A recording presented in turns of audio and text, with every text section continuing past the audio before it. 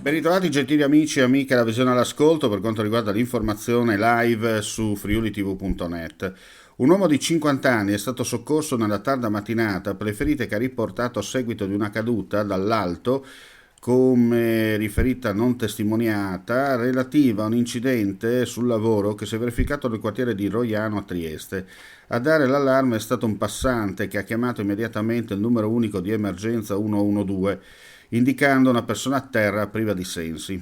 Il personale medico-infermieristico ha preso in carico l'infortunato, che è stato trasportato in gravi condizioni in codice rosso con l'ambulanza e a bordo l'equipe dell'automedica all'ospedale di Catinara. Rilievi da parte dei carabinieri sul posto insieme ai vigili del fuoco per quanto di loro competenza. Alle 23:30 di ieri la squadra del distaccamento dei Vigili del Fuoco di San Vito al Tagliamento, supportati dall'autoscala giunta da Pordenone, sono intervenuti in via Fabrici a San Vito al Tagliamento per il crollo parziale della copertura di un edificio disabitato.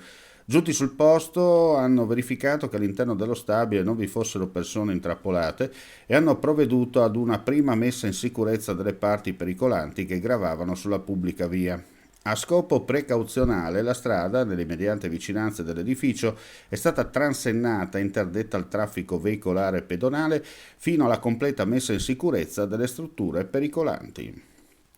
Hanno carpito le identità dei ragazzi appena maggiorenni, fingendosi impiegati di uffici anagrafe comunali, facilitatori della procedura per il bonus cultura, e hanno utilizzato i dati accedendo abusivamente all'app 18, predisponendo falsi voucher d'acquisto. Dunque hanno attivato uno SPID con le vere generalità dei ragazzi, ma con un provider diverso dal fornitore del servizio attivato dai giovani, e fatto acquisti da ditte complici. Lo hanno scoperto i carabinieri in un'inchiesta condotta dalla Procura di Trieste.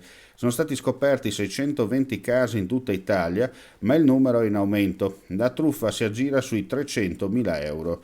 Gli ordini di servizio immateriali venivano successivamente validati dalla società incaricata dal Ministero che, indotta in errore, disponeva i bonifici effettuati su un conto corrente di una banca triestina con contestuale esaurimento dei bonus di 500 euro spettanti ai legittimi titolari raggirati. La somma complessivamente confluita sul conto corrente è di circa 300.000 euro.